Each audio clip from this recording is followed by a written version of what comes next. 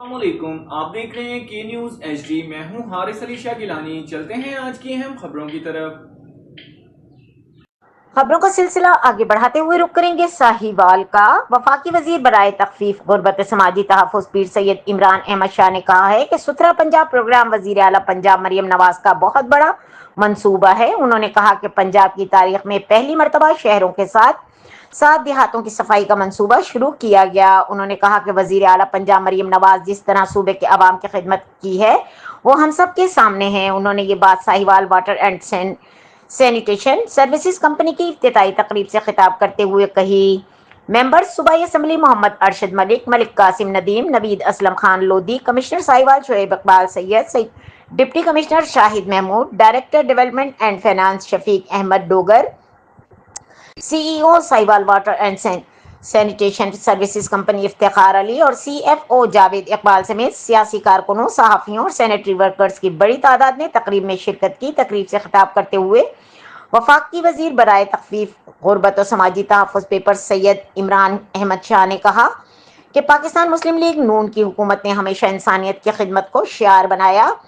انہوں نے کہا کہ ملک میں موٹر ویز، ہائی ویز، یونیورسٹیز کے قیام کے جتنے بڑے منصوبے شروع کیے گئے سب کا کریڈٹ قائد مسلم لیگ نواز شریف اور وزیر اعظم شہباز شریف کو جاتا ہے۔ انہوں نے کہا کہ وزیر اعظم پاکستان میاں محمد شہباز شریف کی قیادت میں پاکستان کو ایشین ٹائیگر بنایا جائے گا۔ انہوں نے مزید کہا کہ پاکستان مسلم لیگ کی حکومت نے ملک کو ایک سال کے مختصر عرصے میں ڈیفالٹ ہونے سے بچایا۔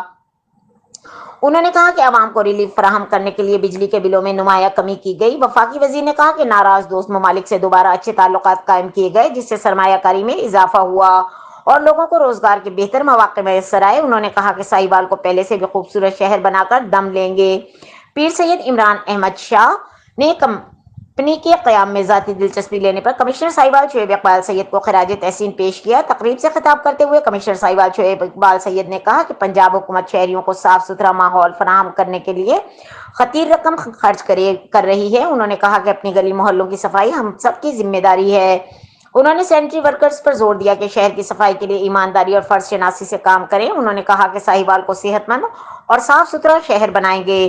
اس موقع پر C E O Sahiwal water and sanitation services company Iftikhar Ali نے کمپنی کے حوالے سے تفصیلی بریفنگ دی اور کہا کہ کمپنی کی عوام کے اعتماد پر پورا اتریں گے۔ انہوں نے کہا کہ ڈویژن کی عوام کو صاف ستھرا ماحول فراہم کرنا بنیادی ذمہ داری ہے۔ تقریب کے اختتام پر مسیحی سینیٹری ورکرز کے ہمراہ کیک بھی کاٹا گیا۔